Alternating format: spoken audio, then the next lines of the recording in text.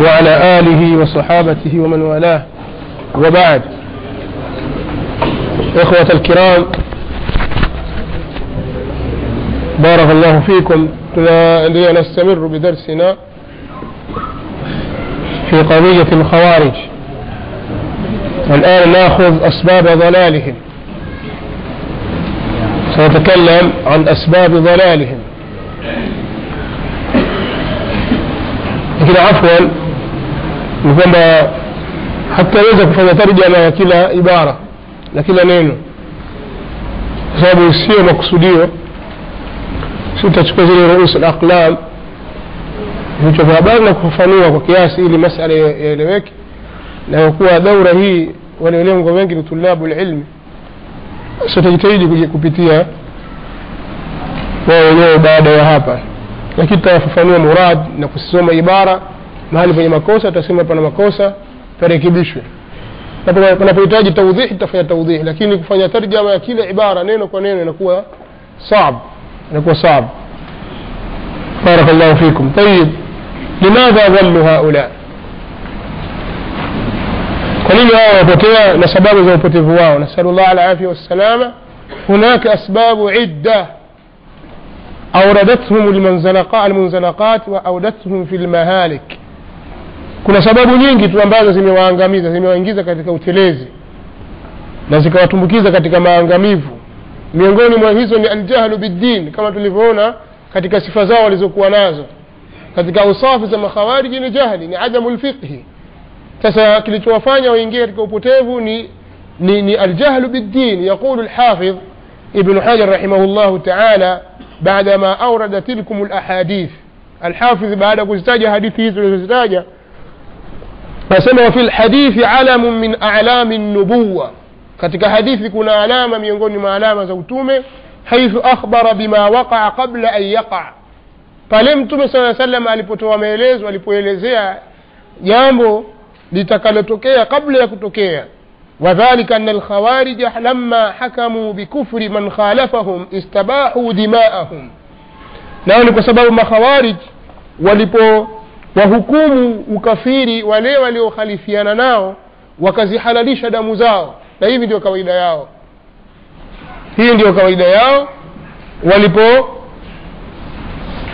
walipohukumu ukafiri wale waliokhalifiana nao. Kwa mfano Ali bin Abi Talib walimhukumu kwamba Ali ni kafir baada ya kukhalifiana naye katika masala. Wao hawana ilmu na Ali ni alim, bali ni katika al-khulafa'u ar-rashidun al-mahdiyun radiyallahu anhu wa arda. bali ilikuwa ndio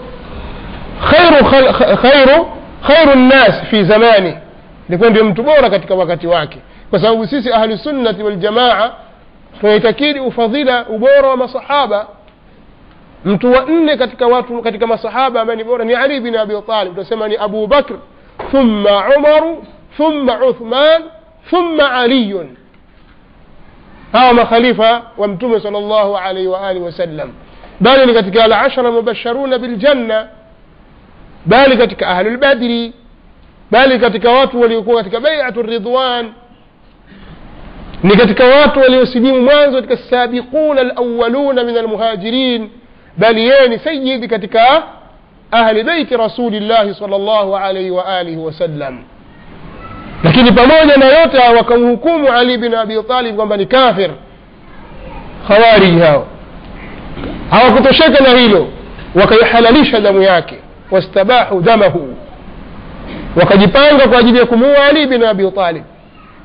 wakamuua Ali bin Abi Talib dhulma wa udwan, wakamuua Ali bin Abi Talib ndani ya sala. hawaoni vibaya kumuua muislamu msikitini katika swala. wao haoni vibaya, ili mradi kwamba jambo hilo litakata kiu chao cha damu. wana kiu cha damu za waislamu, basi wao hawaangalii huyu ni nani. wakamuua Ali bin Abi Talib radhiyallahu ta'ala anhu wa ardahu, nasallallahu al-afiyah was-salama. Kwa hiyo kazi yao wao walipohukumu waislamu kwa ukafiri wao, wale waliokhalifiana nao kwa ukafiri, wakahalalisha damu zao. wataraku ahla dhimma, na wakawaacha ahlu dhimma, makafiri wanaoishi katika nchi ya Uislamu, kwa dhamana ya Uislamu, kwa maana kwamba wamepewa amani wakaishi ndani ya daula ya Kiislamu kwa muda mrefu. Kwa sababu wale ambao wanapewa dhamana ya kuingia kwa muda mfupi, pengine mtu amepewa visa ya wiki moja, ya mwezi mmoja, miezi miwili, na kama muda mfupi, huyu haitu katika ahlu dhimma. Huyu anaambiwa ni muahad. Ni muahad, ameingia katika nchi ya Kiislamu, ni muahad, ameingia kwa mkataba.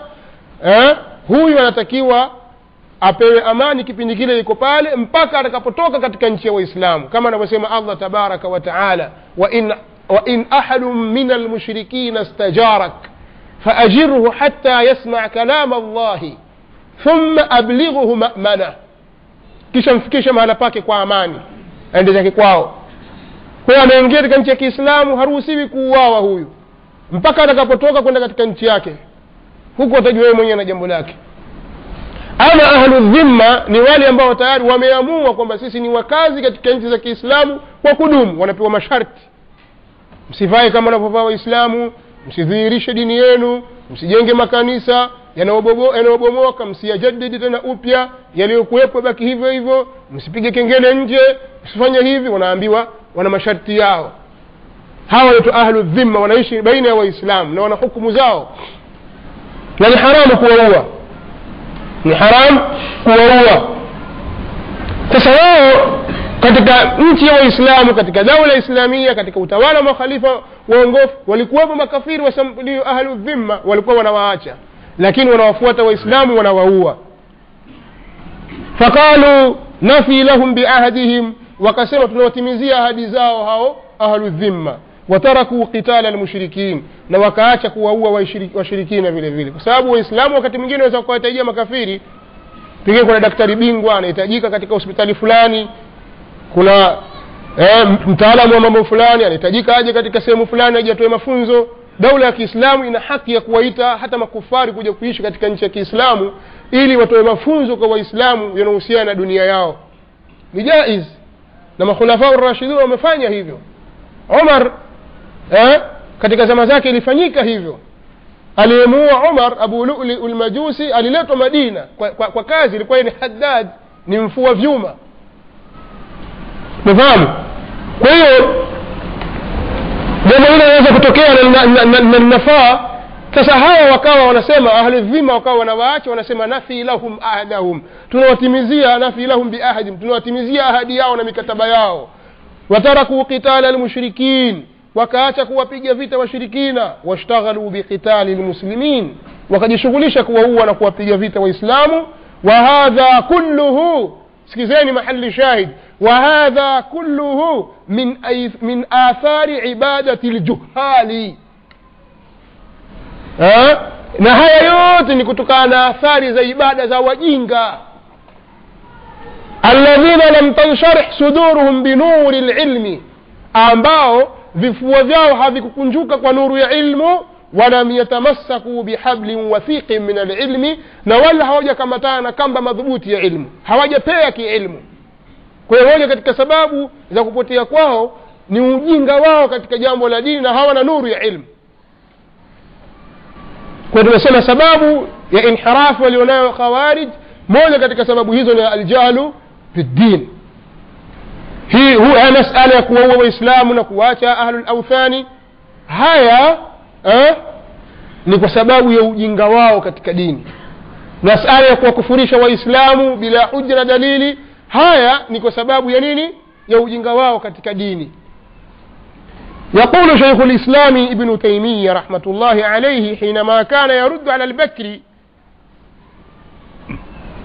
أنا سمع شيخ الإسلام ابن تيمية رحمه الله تعالى لفقوة كمروج البكري، أنا سمع وهذه الطريقة التي سلكها هذا وأمثاله، ننجيه هي أمبايو أميفواته ينفنواك، هي طريقة أهل البدع، ننجيه يوزوشي الذين يجمعون بين الجهل والظلم، wazushi ambao wanakusanya mambo mawili baina ya ujinga na dhulma. Siku zote ni wajinga tena madhalim. fayabtadi'una bid'atan mukhalifatan lilkitabi was-sunnah wa ijma'i as-sahaba, wao wanazusha bid'a yenye kukhalifiana na kitabu na sunna na ijma'i ya masahaba. wayukaffiruna man khalafahum fi bid'atihim, na wanamkufurisha anayewakhalifu wao katika bid'a yao. Wao na bid'a yao tayari wako nayo, jambo liko kinyume. Washawasisi wenyewe mambo yao maandamano. Ukiwaambia hii jamaa bid'a, watakukufurisha wewe mnafiki, wewe kibaraka, wewe kwa sababu umewakhalifu katika bid'a yao. Kwa ukiwakhalifu katika bid'a yao, wewe kafiri, wewe mnafiki, wewe kibaraka. Ndivyo walivyo watu hao,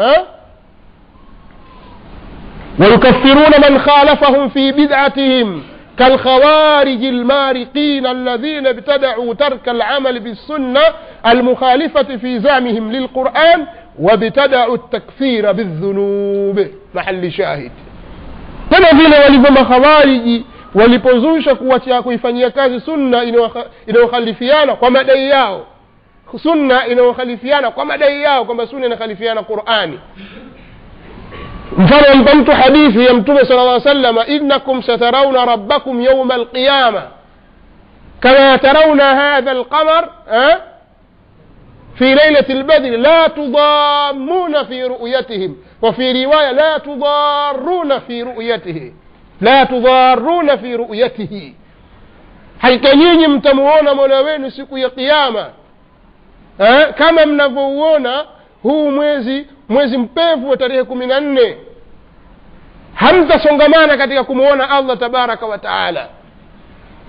wakwambia hii inapingana na Qur'ani, lan tarani inapingana na Qur'ani hapa, au la tudrikuhu al-absar, hii inapingana hapa. ikipingana hapa piga pembeni tu, bizamihim, kwa madai yao, akili zao zilivyokuwa chafu.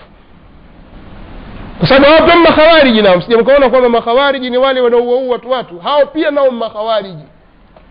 tunafahamu kwa wanapinga Qur'ani, wanapinga sunna, kuifanyia kazi sunna kwa madai eti yapingana na Qur'ani. Ndio kule Tanga alikuja shekhe mmoja mkubwa sana kutoka Omani. Ni shekhe mkubwa kwa sababu ni mtu ana mawaqi zake za internet na ni mtu mashuhuri. kumbe alifanya ziara takriban miezi 3-4 iliyopita, akawa anawatafuta maduati wa kisalafi afanye nao mjadala. wenzake wamekusanya wakamleta, wakamkusudia al-akhi Abu Sam kule Tanga. wakaenda kwake kwanza, alafu safari ya pili, kwa maana kutoka kule siku ya pili waje kwangu. mimi nikapigiwa simu kwamba kuna mashaikh wa kikhawarij wataka kuja kwako kukuona, wana mazungumzo na wewe. Niambia sawa, na waje tu. wakiongozana na kijana mmoja kwa Dar es Salaam, lakini anaishi Nzega pia, na vijana wengine pale Tanga. wakaanza kufanya mazungumzo na Sheikh Saif hafidhahullah ta'ala, wakazungumza naye, wataka kuzungumza masala ya ru'ya, masala khalq al-Qur'ani na mengineyo, katika masala ambayo wao wanayapinga.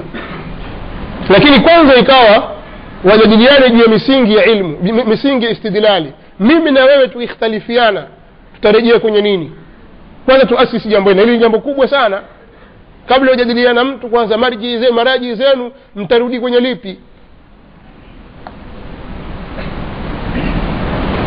Shekhe anasema mimi bwana, msimamo wangu ni kitabu Allah wa sunnat rasuli sallallahu alayhi wasallam ala fahmi sahaba, ala fahmi salaf salih, na ushahidi ni kadha kadha. katoa ushahidi juu ya kufuata masahaba, kufuata Qur'an na sunna na masahaba.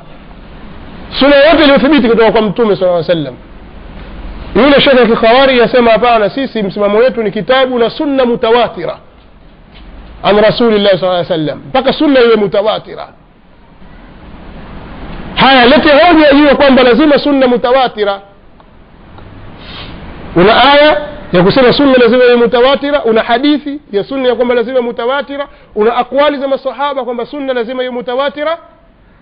jawabu akasema naam, kwa sababu masahaba kama Umar ibn Khattab radhiyallahu anhu, yeye alikuwa au Umar au Ali ibn Abi Talib kana yastahlifu an-nas, alikuwa akiwataka watu waape. ukija na hadithi hata ikubali mpaka kuwapishe. wallahi wa billahi, umepokea hadithi? wallahi wa billahi, anakubali. kwa hiyo ni ushahidi. akaulizwa, haya kama hii sunna ilikuwa ni ahad, sasa ukishamwapisha ndio yao mutawatir? fabuhit al-kharijiyyu, fabuhit Tuambie kama wanachuoni ndivyo wanasema kwamba sasa ukishamwapisha yabadilika ya nini? Mutawatir.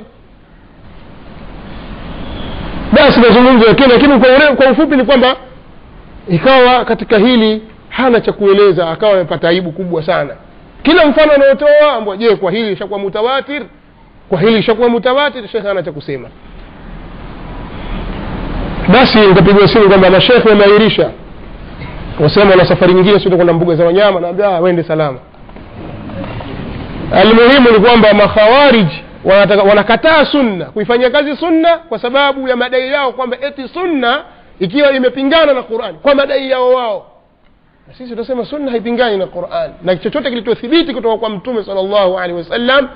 Kama kuna aya ambayo imekuja mutlaqa, basi Qur'an, sunna inaweza kufanya taqyidi kwenye Qur'an. Na kama kuna aya yote imekuja amma, basi sunna inaweza kufanya takhsisi katika Qur'an. Kama aya imekuja mujmala, basi sunna inaweza kufanya bayani katika Qur'an. Hiyo ndio mawqifu na ndio manhaji ahli sunnah wal jamaa, na sio masala ya kuzigonga nusus ukachukua nasi mutlaq ukaigonga kwa muqayyad, si sawa sawa. Kwa hiyo makhawariji hao niliwataja na makhawariji hao wengine wanajiita watu wa jihadi, maslaki yao ni moja, wanazipiga pembeni hadithi za Mtume sallallahu alaihi wasallam wala hawazitaki kuzisikia. Kwa mfano ukiwaambia Mtume sallallahu alaihi wasallam amesema man arada an yansah lidhi sultanin fala yubdihi alaniya, anayetaka kumnasihi mwenye madaraka mtawala basi asimnasihi, asimdhihirishie mbele za watu. Wao wataka hadithi, hawaitaki, watamani waifute. Lakini hadithi imethibiti kutoka kwa Mtume sallallahu alaihi wa alihi wasallam. Watakwambia lakini kwa hadithi nyingine kule hadithi, lakini hii pia si hadithi. Hadithi nyingine Mtume sallallahu alaihi wasallam asema afdalul jihadi kalimatul haqq inda sultanin jair, afdalul jihadi. Lakini hadithi hii hujaelewa wewe, sisi pia pamoja na wewe. Hadithi yasemaje? Neno jihadi iliyo bora ni kuzungumza yale haki mbele za mtawala dhalim jeuri. Nenda mbele yake, andika barua, pita njia mpaka ufike Ikulu, simama mbele yake. Sasa leo ukiwa mbele yako wewe na yeye, mwambie wewe kadha, wewe kadha, wewe kadha, mwambie unayotaka mbele yake, sio mbele ya mimbari huku mbele yetu. Mbona ufanya mbele yetu? Wewe umeambiwa inda sultani, unasema watafikisha watu wake, watafikisha. Huo ni uoga. Salamu zimfikie huko aliko, mfuate, ndivyo unavyotakiwa. Inda wa inda huna taktadhi almushafaha. Inda hapa ina hukumia mushafaha, wewe na wewe wazungumza naye pale pale, wampa, akifanya hivi wampa tu, alafu akuue. Ndivyo inatakiwa. Lakini sio tudanganye sisi tuhamasishe wewe huku ushakatazwa. Kuna hadithi nyingine inayosema man arada an yansaha lidhi sultanin fala yubdihi alaniya. Sasa falyakhudh biyadihi walyakhlu bihi, amshike mkono wake akae naye faragha. Sasa umwambie yale maneno ya haki sasa mbele yake. Hadithi inasema umshike mkono ukae naye faragha, umwambie sasa maneno ya haki. Fa in sami'a minhu fadhak, akisikia akimsikiliza sawa, wa illa adda alladhi kana alayhi, asiposikia akakataa, yeye atatekeleza wajibu wake, hamna neno tena. Lakini wanakhalifu hadithi za Mtume sallallahu alaihi wasallama kwa sababu ya kuwa na jahili fi din. Tumefahamu haya. Wabtada'u takfira bidhunub, na wakawa wamezusha kukufurisha kwa sababu ya madhambi. Atajua fulani bin fulani, wewe kafir, wewe mnafiki, wewe fulani kadha kafir, wewe mnafiki. Watu wanapewa, ndivyo jambo lilizusha, ni uzushi wanaofanya. Wabtada'u التكفير بالذنوب جارية لتزيين الشيطان لأعمالهم. ni shetani kuwapambia wao amali zao. Shetani huwa anawapambia amali zao. Wao wanaona kwamba zile amali zilizofanya ni nzuri na wengine wote wa kwenye makosa, vile wafanya wao ndio sawa. Shetani analipamba lile jambo. Yaqulu Ali ibn Abi Talib radhiyallahu anhu, Ali ibn Abi Talib radhiyallahu anhu anasema bu'san lakum laqad dharrakum man gharrakum. Ali aliwaambia alipokuwa anapita katika safu katika vita vya Naharawani vile. Sasa wameanguka makhawariji pale, wengi wamekufa. akawa anatembea juu ya ile miili yao, akipita akiwatazama akasema bu'sal lakum, maangamivu ni yenu, ubaya ulioje kwenu nyinyi. Laqad dharrakum man gharrakum, kwa hakika amewadhuruni nyinyi aliyewahadaa, huyo aliyewaghuri amewadhuru nyinyi. Qalu ya amira almu'minin man gharrahum, akasema amira almu'minin, ni nani hao, nani huyo aliyewahadaa wao? Qala ash-shaytan, Ali ibn Abi Talib akasema aliyewaghuri wao ni shetani. Wa nafsun ammaratun bis-su', na nafsi yenye kuamrisha mabaya. Gharratuhum bil amani, nafsi hizo ziliwadaa wao kwa tamaa nyingi. Wa zayyanat lahumul maasi wa nabba'atuhum annahum dhahirun, na yakawapambia wao maasi na yakawaambia wao kwamba wao eti watashinda. Katika Al-Bidaya wa Nihaya juzu ya 10 ukurasa wa 588. Kwa shaytani anawapambia amali zao. Zayyanat lahum ash-shaytanu a'malahum, zayyana lahum ash-shaytanu a'malahum, shetani amewapambia wao amali zao, wakajiona wao vile wafanyavyo pamoja na uzushi walionao kwamba wao ndio kwenye haki. Nasallallahu alayhi wasallam. Al-ghuluw fi din, jambo jingine linalofanya wao watoe katika haki, jambo la tatu ni ghuluw, kuvuka mipaka katika dini. Na swala ghuluw limeelezwa kwa kirefu katika ayat na ahadith, katika mambo yaliyokatazwa katika dini. Wa huwa sababu inhirafi wa aslu kulli baliya, wa aslu kulli baliya, ndio sawa sawa, na ndio sababu ya inhirafu na ndio asili ya kila balaa. Wa min hadha albabi awsala ash-shaytanu an-nasa ila ibadati wudd wa suwa'in wa yaghutha wa ya'uq wa nasrin, na kwenye kupitia mlango huu shetani amewafikisha watu kwenye kumwabudu Wadda na Suwaa na Yaghutha na Ya'uq na Nasra. Walidhalika kana al-ghuluw fi ad-din adharra min at-taqsir, na kwa sababu hiyo ikawa kule kuvuka mipaka katika dini ni jambo baya zaidi na madhara zaidi kuliko mtu kuzembea katika dini. Liannahu sababun fi halaki al-umam, kwa sababu ghuluw ni sababu ya kuangamia mataifa yameangamia au watu wameangamizwa kwa sababu ya ghuluw fi ad-din.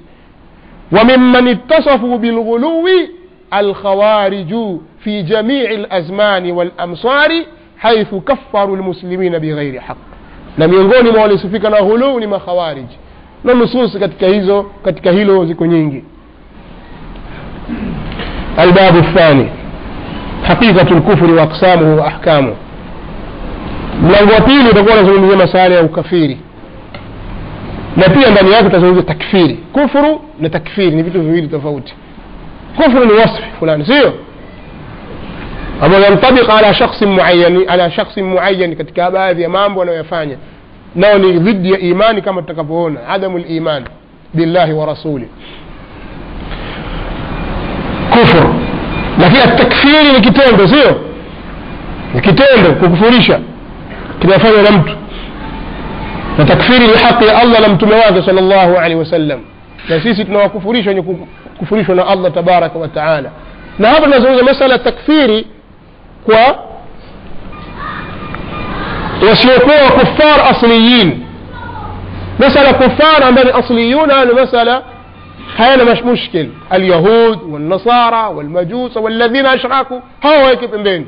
Tunapozungumza masala ya takfiri, masala ya kufuru, tunazungumzia sasa ile tari kufuru ambao ni tari iliyozuka kwa muislamu asili yake ni muislamu, kisha ule uislamu ukamkatikia akatoka kwenye uislamu. Ndio tutazungumza maelezo kuhusu mtu huyu, kwa sababu kama inafahamika tunavyoeleza kwamba uislamu si kwamba kwamba ni ukabila, si ukabila uislamu, kwa maana kwamba haumbanduki mtu vyovyote alivyo. La, uislamu ni wasifu fulani na hali fulani, mtu akiwa nayo atasifika nao, na akikosa hali hiyo utaondoka uislamu kwake. Sasa tunazungumzia sasa hapa masala ya kufuru na masala ya takfir. Al-kufru taarifuhu lughatan wa shar'a, al-kufru fi al-lugha satru shay'i wa taghtiyatu. Neno kufuru maana yake ni kukisitiri kitu na kukifinika, na hili ukilirejea katika lugha, katika matumizi ya Qur'ani, utaona neno hili linakaririwa kwa maana ya kilugha hiyo iliyokusudiwa. Mfano yu'jibu ليغيظ الكفار أبانا سكسودية وهي في سورة الفتح ويكفر عنهم سيئاتهم أي يستر. وسمي الحارث الزارع كافرا mkulima yule anayefukia mbegu anaitwa kafir, kwamba ni mkulima wa jamu kuffar. Kwa sababu gani? Kwa sababu ya kuwa yughatti ماذا البذور وكذا anafukia chini, akaambiwa kafir. Lakini siku mara ile inafahamika kafiru ضد الايمان بالله ورسوله. kwa hiyo الكفر maana yake ni الستر والتغطية، ستر الشيء وتغطيته. وأما الكفر في الشرع فهو عدم الإيمان بالله ورسوله سواء كان معه تكذيب أو لم يكن معه تكذيب. ikikosa imani kuamini Allah na mtume wake, ni mmoja kukadhibisha au bila kukadhibisha, yani bal shakkun wa raibun, bali kwa shakka na raib kwa maana ya moja au i'radun anil imani hasadan au kibran au ittiba'an li ba'd al-ahwa' as-salifa an ittiba'i ar-risala, au kwa sababu ya kuipuuza imani kwa sababu ya uhasidi, au kwa sababu ya kibri, au kwa sababu ya kufuata baadhi ya hawa zinazomtoa mtu katika kufuata risala. kwa falkufru sifatun likulli man jahada shay'an mimma iftarada Allah ta'ala al-iman bihi. Kufru ni sifa ya kila mwenye kukanusha kitu ambacho amekifaradhisha Allah kukiamini, baada an balaghahu dhalika, baada ya kumfikia yeye hilo. Sawa'un jahada biqalbihi duna lisani, ni mmoja amekikanusha hicho kwa moyo wake kinyume na ulimi, au bilisanihi duna qalbihi, au kwa ulimi wake kinyume na moyo wake. Mtu akazungumza hata kama kwa istizai, kwa mchezo, kwamba swala bwana sio lazima bwana. Kwa lazima uswali? Haina ulazima wote swala. Mnasemaje kuhusu mtu huyu? Yakfur, anakuwa kafir. Hata kama moyo wake wakiri kwamba swala ni nini? Ni wajib. Swala ni faradhi, lakini akazungumza kwa ulimi wake, au aswali afunga, lakini ndani ya moyo wake kwanza hakuna lazima kuswali na swali tu. pia kadhalika yakfur billahi tabaraka wa taala, au bihima maa, au kwa yote mawili, ikawa apinga ufaradhi wa swala kwa moyo na kwa ulimi, au amila amalan jaa an-nass bi annahu mukhrijun lahu bidhalika an ismi al-iman, au ametenda amali yoyote ambayo imekuja nasi kwamba amali hiyo ni yenye kumtoa yeye kwenye jina la imani. Tumeka an ismi al-iman, naam, kwenye jina la imani imemtoa kabisa. Akatenda amali mathalan anasujudia sanamu, kwa Mola anasujudia sanamu, au anavaa msalaba, au anasujudia msalaba. Sifahamu? Kwa vitu kama hivi vinamtoa katika imani na vinamtoa katika Uislamu. Haya maelezo ameyatoa al-Imam Sheikhul Islam Ibn Taymiyyah katika Majmu' al-Fatawa. Anwaa al-kufr, na nyinyi mnafahamu, tutakwenda haraka kidogo hapa kwa sababu ikifika saa 6:30 tutakuwa tumemaliza. الكفر الأكبر وهو الكفر المخرج من الملة. kuna kufuru kubwa nayo ni kufuru yenye kumtoa mtu katika dini. والكفر الأصغر وهو الكفر غير المخرج من الملة, na kufuru ndogo ambayo si yenye kumtoa mtu katika milla, bado mtu anabaki kuwa ni Muislamu lakini atahesabika ametenda kabira min al-kabair. أقسام الكفر الأكبر المخرج من الملة. Hapa tutachukua kufuru al-akbar peke yake. Ukitaka zaidi rejea kwenye vitabu vya at-tauhid wa masail al-jahiliya. Ukirudi huko utakuta maelezo kuhusu masala ya kufuru, al-kufru al-asghar, al-kufru al-akbar. Maelezo yake yanakuwa yanafafanuliwa kwa kadiri ya vitabu vilivyopangiliwa na makusudio yake na walengwa wake. Kile unakisoma utakuta masala yanakunjuliwa mpaka yanakuwa yana furuu nyingi. Kwa hiyo ukitaka rejea katika vitabu hivyo. Sisi tunazungumza kwa ikhtisar ni ipi kufuru yenye kumtoa au sampuli za kufuru yenye kutoa katika milla. قسم العلماء الكفر الأكبر المخرج من الملة إلى عدة أقسام تندرج تحتها كثير من صور الشرك وأنواعه, وهي الأول كفر الجحود والتكذيب. كنا كفر يتوى كفر الجحود, كوكانوشا نكوكذبيشا, هذا الكفر تارة يكون تكذيبا بالقلب وتارة يكون تكذيبا باللسان أو الجوارح. kufuru hii mara nyingine inakuwa ni kukadhibisha kwa moyo na mara nyingine inakuwa ni kukadhibisha kwa ulimi au kwa viungo. wadhālika biktimani alhaqi wa adami alinqiyadi lah, na ni kwa kuficha haki na kutokuifuata haki. dhahiran, kwa dhahir, maa alilmi bihi, pamoja na kuijua, wa maarifatihi, na kuitambua, batinan, kwa batin, kwa ndani. ككفر اليهود بمحمد صلى الله عليه وسلم فقد قال الله تعالى عنهم فلما جاءهم ما عرفوا كفروا به. kilipojia wao kile walichokijua wakakikufuru. Baqara 89. وقال أيضا وإن فريقا منهم لا يكتمون الحق وهم يعلمون. kwa hakika kuna kundi miongoni mwao linaficha haki na hali ya kuwa wao wanajua. katika Baqara 146. wadhālika anna at-takdhiba la yatahaqqaqu illa mimman alima al-haqqa faraddahu. ni kwamba takdhibu haiwezi kuthibiti isipokuwa kwa yule aliyejua haki kisha akaikataa akairudisha. ولهذا نفى الله أن يكون تكذيب الكفار للرسول على الحقيقة والباطن وإنما باللسان فقط. na kwa sababu hii Allah akakanusha kuwa takdhibu ya makufari kumkadhibisha mtume sallallahu alaihi wasallam amekanusha kuwa ni ya hakika na batin, bali ni kwa ulimi tu. takdhibu yao ni kwa ulimi tu. faqala ta'ala فإنهم لا يكذبونك ولكن الظالمين بآيات الله يجحدون. takdhibu yao kwa ulimi wao ni kwa sababu kwanza wao hawaja kujua wewe.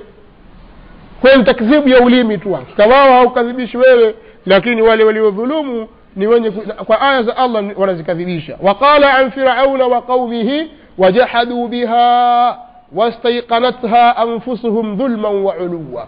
na wakazikanusha hizo ayati alizokuja nazo Musa alayhi salatu wassalam, na zikawa zimetiliwa yaqini nafsi zao, zimetia yaqini nafsi zao juu ya hizo aya kwa dhulma na kutafuta ukubwa. walhaqu bihadha alkufri kufru alistihlal, na inaingia pamoja na kufuru hii inaunganishwa katika ukafiri huu kufuru ya kuhalalisha. faman istahalla ma alima min ash-shar'i hurmatahu faqad kadhaba ar-rasul sallallahu alayhi wasallam fima jaa bihi. atakaye halalisha kile alichokijua kwamba katika sheria imekuja uharamu wake, atakaye halalisha kile kilichoharamishwa na sheria, na atakuwa amemkadhibisha mtume sallallahu alaihi wasallam katika yale aliyokuja nayo. wakadhalika man harrama ma alima min ash-shar'i hilla, kadhalika yule atakaye haramisha kile ambacho imekuja katika sheria uhalali wake. yani haifai ukasema kitu fulani katika sheria hiki haramu na hali ya kuwa sheria inasema halali, ukasema ni haramu kuoa ahlul kitabi na hali ya kuwa sheria inasema halali kuoa ahlul kitabi. unafahamu? au ukasema pombe ni halali kuanzia leo na hali ya kuwa ni haramu katika sheria. kusema adamu hii imepitishwa na TBS halali, ruhusa halali, mtu akahalalisha kusema halali kwa ulimi wake, si kwa sababu ya kunywa. na mwingine anaweza kuipasisha kwa hawa ya nafsi, asema sasa kwamba hii halali, pombe hii halali, haina uharamu wote. huyu atakuwa amefanyaje? Amekufuru, kwa sababu Allah tabaraka wa taala ameharamisha. nguruwe halali, atakayesema hivyo atakuwa amekufuru, kwa sababu Allah tabaraka wa taala ametaja nasi katika Qur'an, hurrimat alaykumul maytatu wad-damu wa lahmul khinziri وما أهل لغير الله به والمنخلقة والموقوذة والمتردية والنطيحة وما أكل السبع إلا ما ذكيتم وما ذبح على النسب وأن تستقسموا بالأزلام ذلكم فسق. كذلك إنما يا أيها الذين آمنوا إنما الخمر والميسر والأنصاب والأزلام رجس من عمل الشيطان فاجتنبوه لعلكم تفلحون. kwa sababu kuna nafsi kuharamisha kwa wazi kabisa, wewe ukasema halali kwa kauli ya wazi kabisa, kwa kinywa kipana, خلاص utakuwa na wewe umekufuru, utakuwa umeingizwa katika jambo hili la kukadhibisha na kukanusha. Kufru al-i'rad. Al-i'rad huwa tarku al-haqq la yata'allamuhu wa la ya'malu bih. I'rad ni kupuuza, ni kuiacha haki, ikawa mtu hajifunzi haki wala haifanyi kazi, sawa kana qawlan au amalan au i'tiqada, ni mmoja imekuwa ni kauli au ni amali au ni itikadi, akapuuza. Hakuna umuhimu wa mimi kujifunza dini, kwani lazima nijue dini bwana? Utaswali vipi? Hajui kuswali lakini apuuza. Hajui kusoma aya za Qur'ani, kama ni Fatiha hajui kuisoma na anapuuza kwamba sio lazima, mimi nitaswali ninavyojua mimi. Akapuuza jambo la haki, hasa katika mambo ambayo ni faradhi yataayyanu alayhi ilmuhu. Akapuuza jambo hilo, akadharau, mtu huyo vile vile anakufuru. Nasallallahu alayhi wasallam. Yaqulu ta'ala walladhina kafaru amma unziru mu'ridun, na wale waliokufuru kwa kile walichokanywa nacho ni wenye kukipuuza. Al-Ahqaf. Faman a'rada amma jaa bihi ar-rasulu bilqawli, atakayepuuza kile alichokuja nacho mtume sallallahu alayhi wasallam kwa kauli, kama qala la attabi'uhu, kama atakayesema mimi simfuati, au bilfi'li kama a'rada wa haraba min sama'i al-haqq alladhi jaa bih, au kwa kitendo kama yule aliyepuuza na akakimbia haki aliyokuja nayo. Asikia mtume sallallahu alayhi wasallam amefika, yuko Madina afundisha watu dini, huyo akahama akasema mimi sitaki kusikiza maneno ya Muhammad, huyo akaondoka zake. Anakufuru kwa hilo mtu. Au wada asbi'aihi fi udhnayhi hatta la yasma, au akaweka vidole vyake katika masikio yake ili asisikie. Au sami'ahu lakin a'rada biqalbihi an al-iman bi, au amesikia lakini akapuuza kwa moyo wake kwa kuamini kitu hicho. Wa bijawarihi an al-amal, na viungo vyake kufanyia kazi. Faqad kafara kufra i'rad, huyo atakuwa amekufuru ukafiri wa kupuuza. au tunatualiza zile tutanisoma haraka tusimalize na wal istikbar. Na kuna ukafiri wa kufri istikbar, ka kufri iblis. idh yaqulu Allah ta'ala illa iblisa aba wastakbara wa kana min al-kafirin, wa kama qala ta'ala ويقولون آمنا بالله وبالرسول وأطعنا ثم يتولى فريق منهم من بعد ذلك وما أولئك بالمؤمنين فنفى الإيمان عمن تولى عن العمل وإن كان أتى بالقول. hapa nasema katika suratul Nur aya 47, na wanasema tumeamini kumwamini Allah na mtume na tumetii, kisha hukengeuka kundi katika wao baada ya hayo na hali ya kuwa wao si waumini. Hapa amekanusha imani kwao kwa yule ambaye amekengeuka akaacha akapa nyongo yale ambayo wameamrishwa, na akawa hata kama ikiwa ametamka kwa ulimi wake akatoa kauli. Kufru nifaq wa huwa ma kana bi'adami tasdiq alqalbi wa amali, nao ni ile ambayo imepatikana kwa kutokusadikisha moyo na kufanyia kazi. Ikawa yeye afanya kazi na inqiyadi yake iko dhahir, lakini haamini kwa moyo wake. Wa ma'al inqiyadi dhahiran ri'a an-nas, pamoja na kufuata kwa dhahiri kwa ajili ya kuonyesha watu. Ikawa katika swala tumeona hudhuria na msikitini swali, lakini hakubali, hajaamini katika moyo wake. Kufunga adhirisha moyo wake kwamba afunga, jihadi na enda, lakini haamini kwamba hii ni haki. Ka kufri ibn Salul wa sa'il al-munafiqin alladhina qala Allah ta'ala anhum, kama vile ukafiri wa ibn Salul na baki ya wanafiki ambao Allah tabaraka wa taala amewazungumzia aliposema wa minan nasi man yaqulu amanna billahi wa bil yawmil akhir wa ma hum bimu'minin. al-aya. Kufru ash-shakki war-riba, kadhalika kuna ukafiri wa shaka, mtu anakuwa na wasiwasi na shaka juu ya mambo fulani katika dini. Hivi kweli Muhammad ni mtume kweli ateremshwa wahi? Haya tutaona kwa mbele itabainika. Ana wasiwasi kweli, hii swala kweli, pepo ipo kweli, sijikata kufanya kazi, tutafanya amali tu hapa alafu kwa hakuna kitu kweli, lakini huyu ameshakuwa kafiri, ashakuwa kafiri. Ana wasiwasi kwamba sijakaa mimi amka alfajiri bure napata tabu hapa nichezea maji baridi, kumbe alafu hamna kitu huko. Ana wasiwasi, pepo ipo hakuna shaka. وهو التردد في اتباع الحق في كونه حقا, nao ni ile kuzingazinga, kutaraddadi, kutia shaka juu ya kuwa katika kufuata haki kuwa ni haki. لأن المطلوب هو اليقين بأن ما جاء به الرسول haqqun la miriyata fihi, kwa sababu inatakiwa ni kuwa na yakini kwamba kile alichokuja nacho mtume sallallahu alayhi wasallam ni haki ambayo haina shaka ndani yake. Faman jawaza yakuna ma jaa bihi laysa haqqan faqad kafar, atakayejuzisha kuwa kile alichokuja nacho mtume sallallahu alayhi wasallam kuwa si haki atakuwa amekufuru, kwamba eti yawezekana ikawa katika yale aliyokuja nayo mtume sallallahu alayhi wasallam akawa si haki, huyo atakuwa amekuwa kafir. kufra shakkin au dhann, kufra shakki au dhanni, ukafiri wa shaka au wadhana, kama qala ta'ala ودخل جنته وهو ظالم لنفسه قال ما أظن أن تبيد هذه أبدا. na akaingia katika shamba lake kwenye bustani lake na hali ya kuwa yeye ni mwenye kuidhulumu nafsi yake, akasema sidhani kwamba hii itaangamia milele, hii bustani itaondoka hii hata siku moja, hii itaendelea kuwepo, watoto wangu watakuja kurithi na wajukuu na watu hivyo vinakuendelea. wama adhunnu as-sa'ata qa'imatan, na wala sidhani kwamba kuna kiyama kitasimama.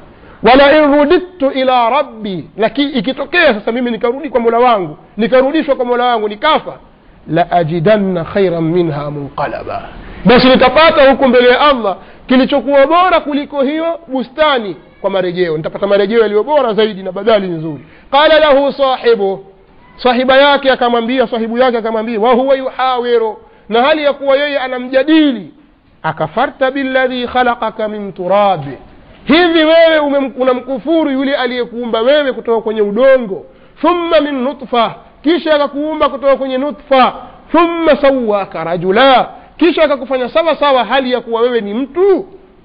lakinnahu wallahu rabbi, lakini mimi nasema yeye ndiye Allah Mola wangu, wala ushiriku bihi bi rabbi ahada, na wala sitamshirikisha Mola wangu na yoyote. kwa huyo ametia shaka, wama adhunnu as-sa'ata qa'ima, akakufuru. sahibu yake akamwambia akafarta billadhi khalaqaka min turab. wallahu ta'ala a'lam.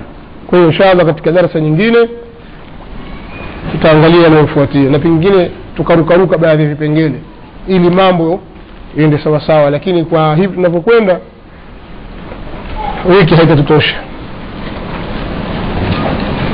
sallallahu alaihi wasallam.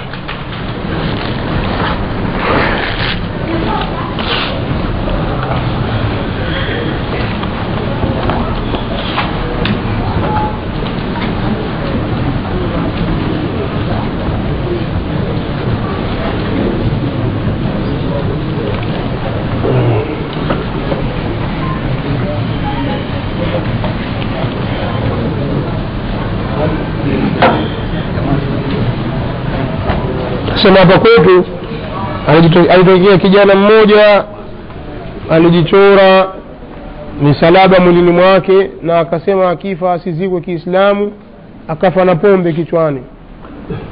je, amekufa kafir? kuna watu walisema asiswaliwe na ni motoni milele. je, ni sawa? ikiwa amefanya hivi kwa kujua anachokifanya, bila shaka ikiwa kuvaa msalaba ni kufuru, bila shaka kujichora katika mwili wako kwa mapenzi itakuwa ni ukafiri ulio wazi kabisa.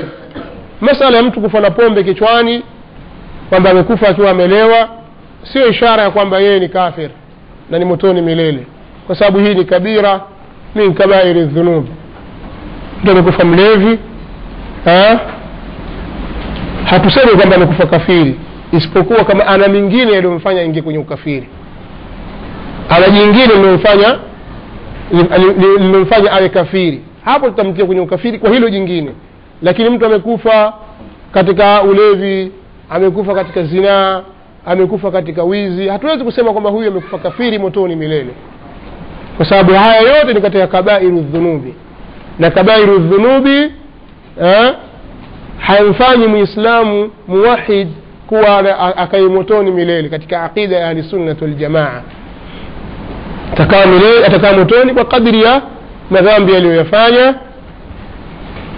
anatoka motoni thumma kwa shafaatu shafi'in wakiwemo anbiya, kadhalika as-sadiqun as-siddiqun, kadhalika ash-shuhada na wengineo katika salihun, kwa shafaa zao wa shafaa ya mtume sallallahu alayhi wa alihi wasallam, kadhalika kwa rahma ya Allah tabaraka wa taala. hao ni usatul muwahhidin. kwa akida ahli sunna hawatakaa motoni milele. Lakini kama ana jingine la kumtoa katika Uislamu, kama hilo la kuvaa misalaba au kujichora misalaba kwa makusudi, na hali ya kuwa anajua hilo, basi hilo litakuwa limemtoa katika Uislamu. Wallahu ta'ala a'lam. Na mtu anapokufa akiwa si Muislamu akahukumiwa kufuru, pengine aliitwa akatakiwa tauba akufanya hivyo, akafa katika hali hiyo, basi watu hawatamswalia, watawaacha watu wa manispaa, watu gani watakwenda kumfikia huko, au jamaa zake watakwenda kumfikia, wala hata swaliwa wala hataoshwa wala hatatiwa sanda wala katika sanda wala hataswaliwa wala hatazikwa katika makaburi ya Waislamu.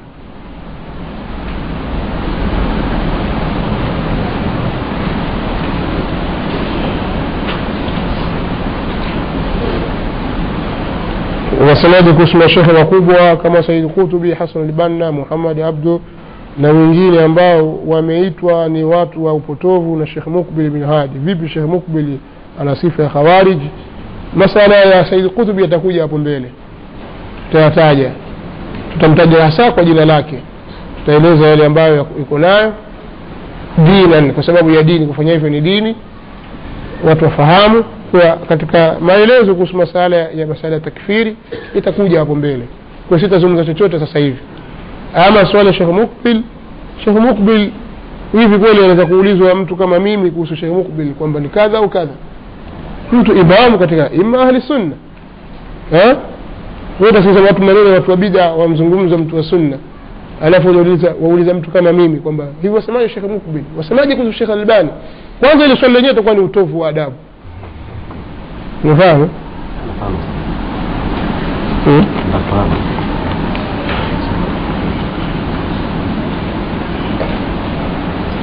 Hapo kuna maswali mawili yote yamekuja kuhusu Abu Dirogo, lakini swali la msingi kwamba je ni salafi au khawarij? Yeye mwenyewe alikuwa akiwapiga vita masalafi, anasema masalafi ni waoga, na bila shaka maslaki yake ni maslaki ya makhawarij, na haya tumembainishia mwenyewe akiwa iko hai. Tangu makala tulipoandika mwaka 2005 yeye iko hai na kusema kitu. Mashangaa watu waliokuja ambao hawana uelewa wote, eti wana uchungu zaidi na yeye. Yeye mwenyewe tumemwandikia tukambainishia ukhawariji wake, kwa sababu yeye alikuwa akimuita Albani ni murji. Anaandika makala kitwa Murjiatul Asri. Hii makala kidogo kipeperushi nilikuwa nacho zamani, nikajibu nikampa mtu kampelekea kwamba hayo wanazungumza yote huu ni ukhawariji, nikamtolea dalili na ushahidi na kwamba amemkosea Sheikh Albani rahimahullah ta'ala. Hakutaraja, akakaa kimya hivyo hivyo na akaendelea kuzungumza hivyo hivyo maneno yake, wala hajajibu hata siku moja. Nimeshasikia CD akinirudi mimi makala nimemwandikia 2005, simuelewa, na ipo katika website yetu mpaka leo ile makala, kiangalia tarehe yake ni tarehe 2005. Miaka 7 ameishi baada ya makala, hajasema kitu. Wewe nani wataka kijitu chaja tutazungumza naye? Na makala nilipa jina Kilabu Nar, nilipa jina Kilabu Nar kwa kutumia hadithi ya Mtume sallallahu alaihi wasallam ilipokewa kutoka kwa Abu Umama. Ikiwa wanakuja watu eti wana uchungu sana, tutamtetea sisi hata kama yeye amekufa, sisi tutamtetea. Yeye mwenyewe alikuwa yuko hai miaka 7 hajasema kitu. Mnajua hilo? Radi kwake imekaa miaka 7 kwa maandishi, katoa makala nikamjibu na akampa mtu akapelekewa.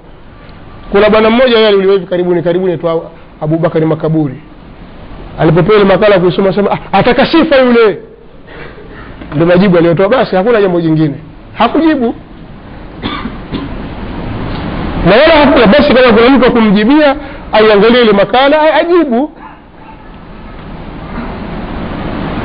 Maana kosa ni kumuita yeye katika makhawari khariji, lakini kumuita Albani murji sio kosa.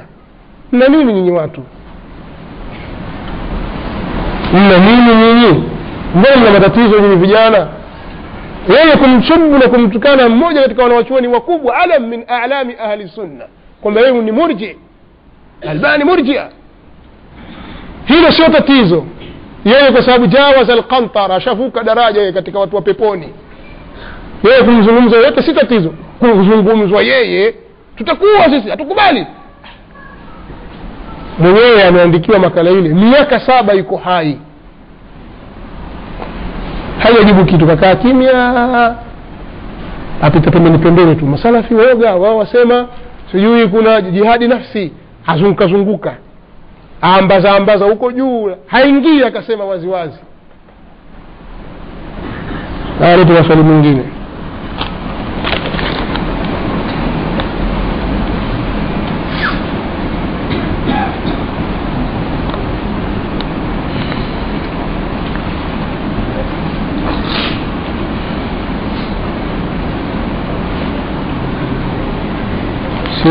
Sorry.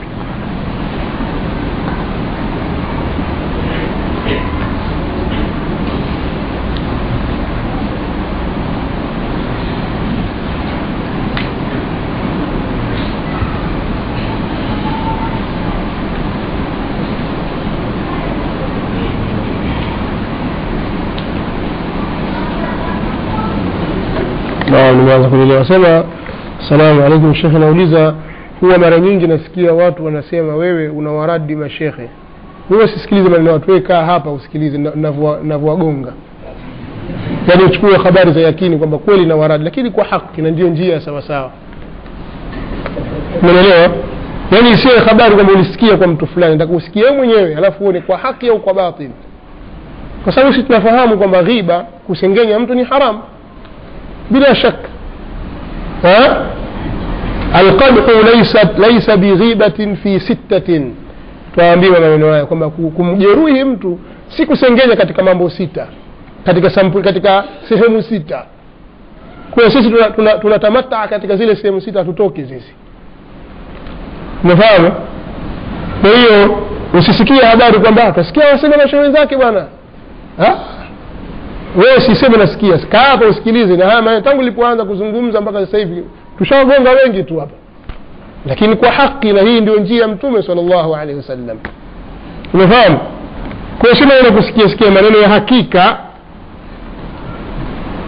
alafu nasema tuambie kuhusu wewe na Sheikh Kishki mko vipi. Sisi tuko tofauti manhaji zetu. Sisi katika manhaji ya salafi, yeye manhaji yake anajua yeye mwenyewe, lakini yeye akusanya kwamba yeye anachozungumza kwamba tablighi manhaji yao ndio mfuata Mtume zaidi kuliko masalafi, eti awapasisha na tablighi kuliko masalafi. Haya nimemsikia kwa sauti akizungumza, na haja kanusha kwamba amezuliwa. Yameenea na nimemsikia kwamba matablighi ni bora zaidi kuliko masalafi, kwa kuwa matablighi wamfuata sana Mtume sallallahu alaihi wasallam. Si maneno ya haki, na anaonyesha kwamba hayuko katika manhaji sahihi. Tunafahamu na mengi yanazungumza, si wakati wake kwa sasa hivi kuyazungumza, lakini nataka kusema tu kwamba manhaji zetu ni mbili tofauti. Usije ukasema mwenzako, mimi si mwenzangu. Ama kuhusu jamaa tablighi, sisi tunasema kwamba ni sufia tu asriya, kama anavyosema Sheikh Al-Albani rahimahullah ta'ala. Makhawariji matablighi ni masufi katika zama za sasa, ni watu ambao kinyume na tariqa na manhaji ahli sunna wal jamaa katika da'wa, kiitikadi na kila kitu. Kwa wao katika sawa. Na tunapozungumza hivi sisi tusihukumu nia zao, pengine nia zao ni nzuri za kutetea dini, kujifunza dini na kueleza dini, nia nzuri, lakini ibada haikusimama kwenye nia nzuri tu, wala dawa haikusimama katika nia nzuri tu. Lazima iwe patikane na sawabu, na njia au unayopita si sawa sawa.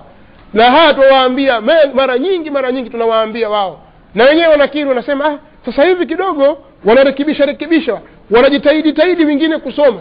Sisi tunazungumza manhaj kama manhaj, wao wanazungumza afradi nnas, kwamba fulani kasoma jamia, fulani kafanya. Tunazungumza manhaji yao, manhaji ya tablighi, si manhaji ya ilmu. Sasa kama kupatikana mtu mmoja kasoma kaingia humo, ni huyo mmoja kwamba Wasuudi wenyewe bwana, wengine kutoka tablighi bwana, kwani Wasuudi ndio wenye dini hii? Wasuudi hii dini ni Wasuudi imeteremka kwa ajili yao. Na kama ndio hivyo basi nyinyi mna haki ya kufuata sunna, kwa sababu huko Saudia wale maulama wao wanapiga vita hiyo tablighi. Mbona mafuata watu wa furadun nasi huko mabedui ndio wasema kwamba hawa sasa wametoka tablighi? Mbona wale wanawachuoni hamwazungumzi? Kwa hiyo sisi dini yetu haituendi nayo namna hiyo kwa hamasa na kwa kuangalia watu fulani wamesema.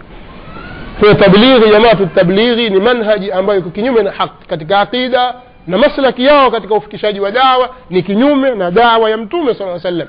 Hutakaa ukasikia kwamba tablighi wanalingania tauhid al-uluhiyya, ambayo Sheikh Abu Hashim hafidhahullah ta'ala jana alizungumza kwa kirefu. Manhaji ahli sunna inaanza na jambo hili kwa sababu ndio dawa ya Mtume sallallahu alaihi wasallam. Ama wao hawaendi na jambo hili kwa sababu wanasema hii itafarqa. Kama mtu atakuswali kwenye makaburi, sawa, muache. Ukizungumza ukimkataza utaleta farqa. Kwa hiyo wanaingia kwenye misikiti ya makaburi, kwenye maulidi wamo, kwenye shirikiyati mbalimbali wamo, wala hawasikii vibaya wao. Wao wanachotangaza ukubwa wa Allah, tauhidur rububiyya, ukubwa wa Allah basi. Kwa hiyo ni manhaji kimakosa. Na wengine wakatoka kufanya dawa miezi 3, miezi 5, miezi 4, lakini hawana ilmu. Miezi hii wangekaa katika vyuo vya ilmu wakajifunza Qur'ani wangejua.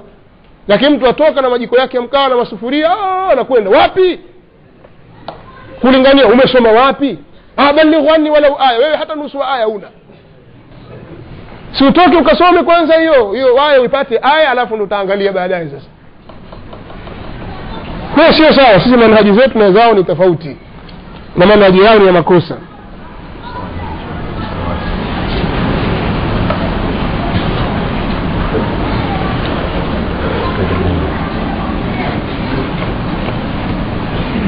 وأنا فايدة من الله. بارك الله فيكم. سبحانك اللهم وبحمدك وأشهد أن لا إله إلا أنت، أستغفرك.